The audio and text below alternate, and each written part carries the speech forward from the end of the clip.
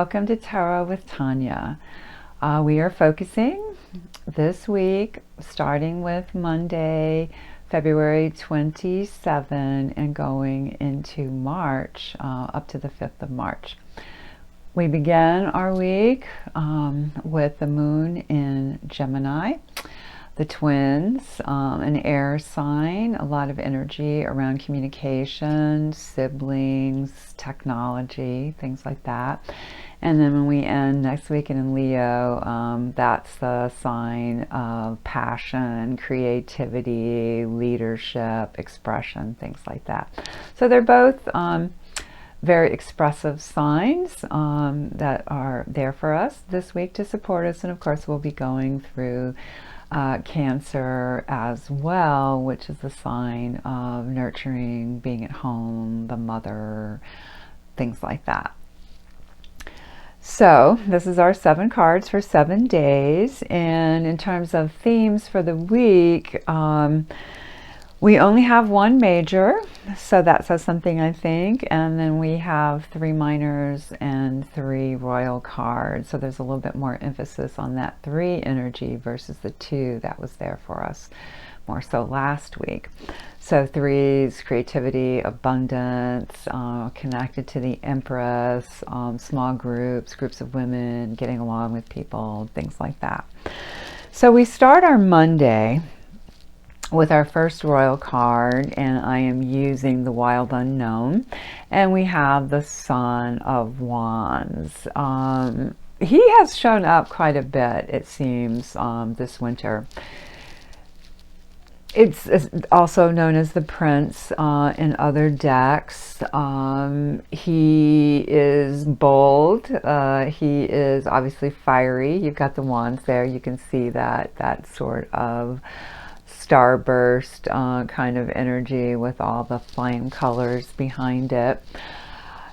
The knights get things done generally, especially the active ones, of which he is one.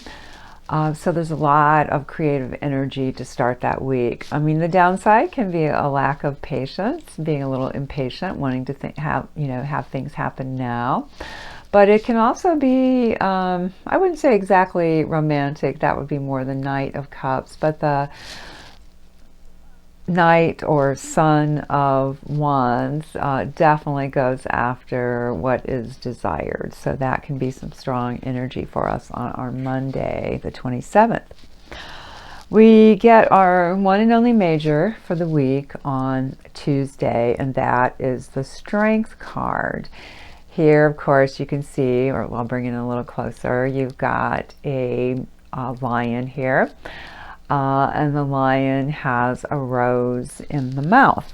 So what is that telling us? Well, often this card, this energy, this archetype is depicted as frequently a woman, but sometimes not, on the back of a strange sort of beast.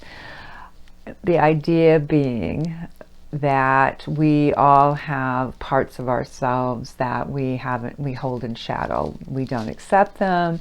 We think for whatever reason other people won't accept them. They're not socially desirable. So we put them into our shadows, the places where we don't look at things or where we project them onto others. And it's a very common thing in humanity. Strength says, I can do this. I have the energy to accept those shadow parts of the self and to use them to be a more whole being.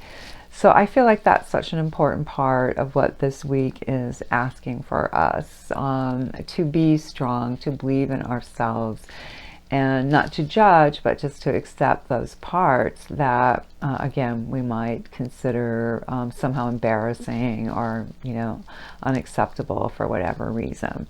So it's an 8 card. It's obviously, as I mentioned, a major. So the energy is strong. And 8 is the infinity sign upside down. And again, if you look closely, you will see that our lion here has that infinity. So the self is a system. It is self-contained in a way. Of course, we need each other in our connections, but there is a way also that represents the integrity of the self. Our only really challenge card this week comes on Wednesday. And this is the Five of Pentacles or discs, the earth energy. Obviously not a particularly happy looking image. We have our rose dropping a petal, looking like it's bleeding almost. Bleeding energy is one way to think of this. So I've mentioned before in readings that all the fives are connected to the Hierophant, and the Hierophant is a card about our spiritual knowledge, our spiritual energy. Can also in a more mundane way reflect government,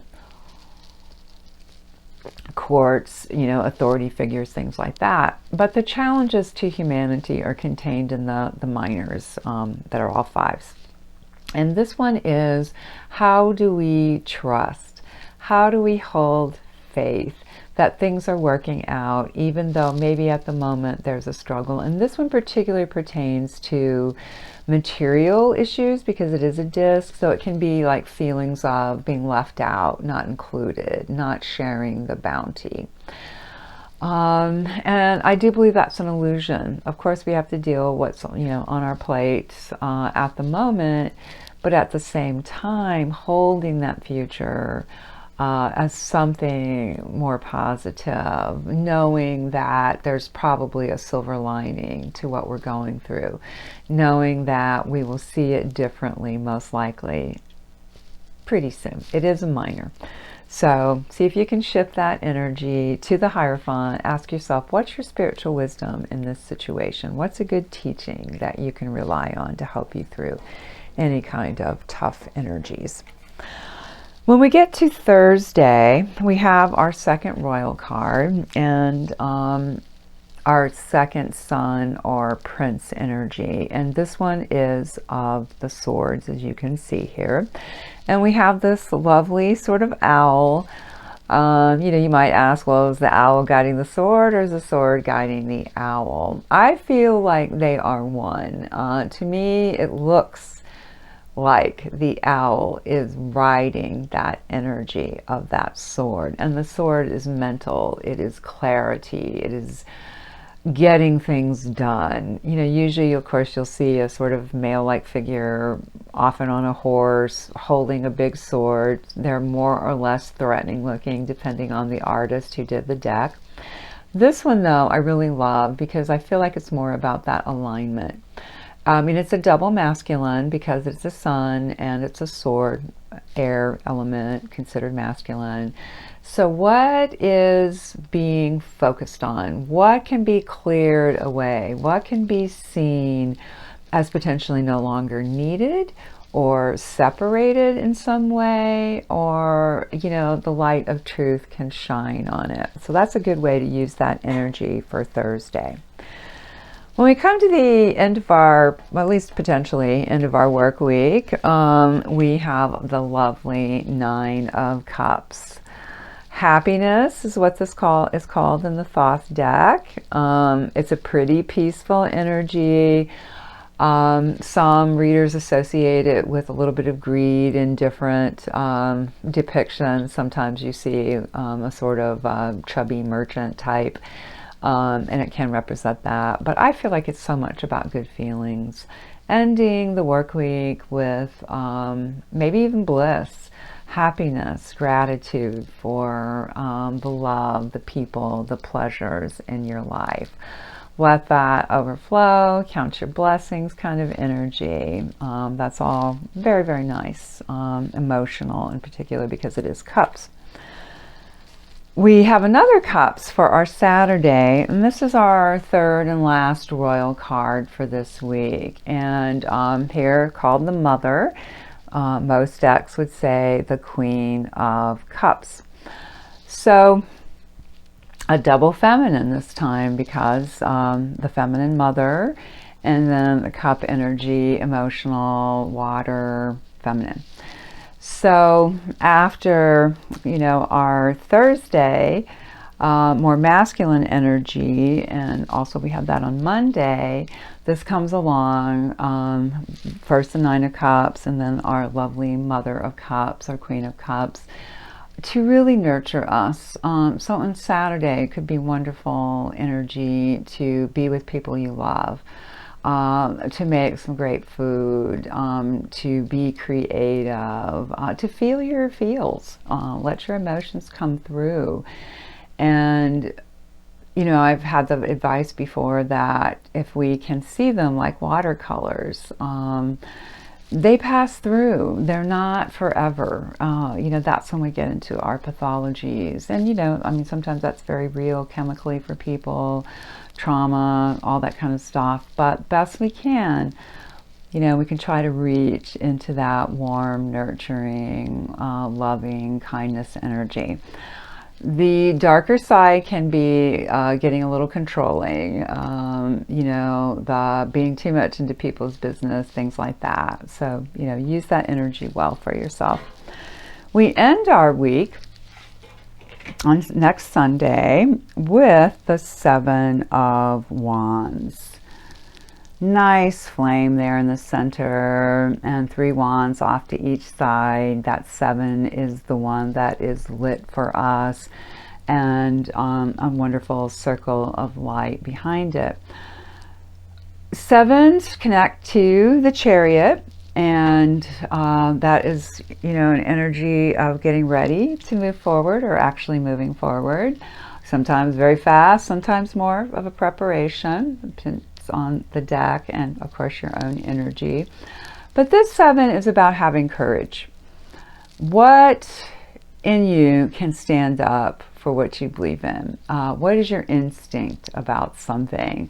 Even if it's a small voice sometimes, or a small knowing, it's in there. And sometimes we just have to go with that, believe in it. Move with it, let it express. And we don't have to be loud about it necessarily. We can still be quiet about it if that's our style, or louder if that's your style. But to be brave, and what is it that you can be brave and stand up for yourself about next Sunday? And again, it might be a small thing. I usually do this, but I'm going to break my routine and I'm going to do this other thing because I don't know why, but it feels right today. It appeals to me.